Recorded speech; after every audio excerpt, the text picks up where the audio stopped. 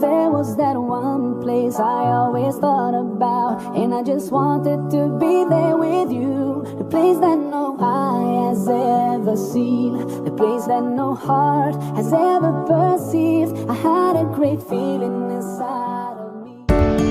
Assalamualaikum warahmatullahi wabarakatuh. Perkenalkan, nama saya Iskal Hayriya, saya dari Prodi PAI Angkatan 23. NIM 2023-01-1-1-24.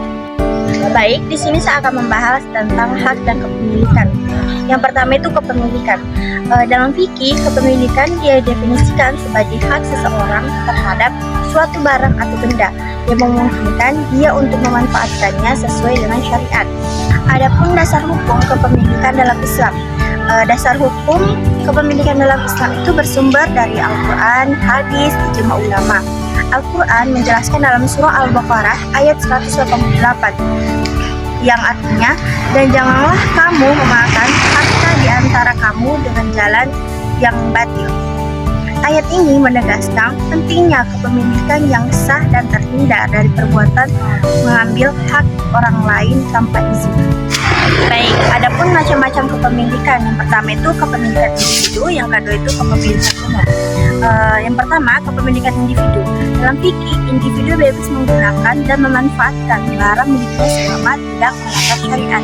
Kepemilikan individu itu kita bisa mempergunakan suatu hak kita sendiri, apapun itu, tanpa menggunakan persetujuan dari orang lain. Adapun yang kedua itu kepemilikan umum. Kepemilikan umum merujuk pada benda atau sumber daya yang tidak dimiliki oleh individu, melainkan oleh seluruh umat atau masyarakat. Kepemilikan umum ini bisa disebut dengan kepemilikan bersama atau kelompok.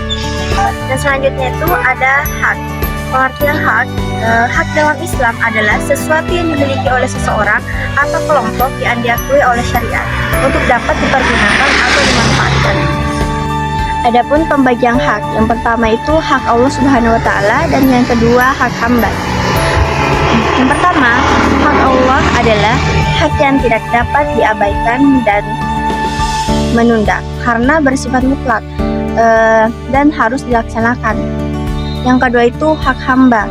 Hak ini berhubungan dengan hak-hak yang dimiliki individu atau kelompok terhadap individu atau kelompok yang bersifat bisa dilaksanakan sendiri dan bisa dilaksanakan berkelompok seperti berjamaah seperti itu. Selanjutnya itu ada hubungan antara kepemilikan dan hak. Kepemilikan dan hak memiliki hubungan yang erat dalam fikih. Kepemilikan memberikan hak kepada pemilik untuk memanfaatkan atau mengelola sesuatu, sedangkan hak menentukan batasan dan kewajiban seseorang dalam memanfaatkan sesuatu yang dimilikinya.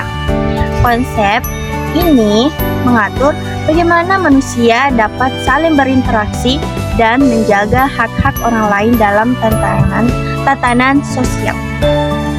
Adapun implementasi kepemilikan dan hak dalam kehidupan kontemporer.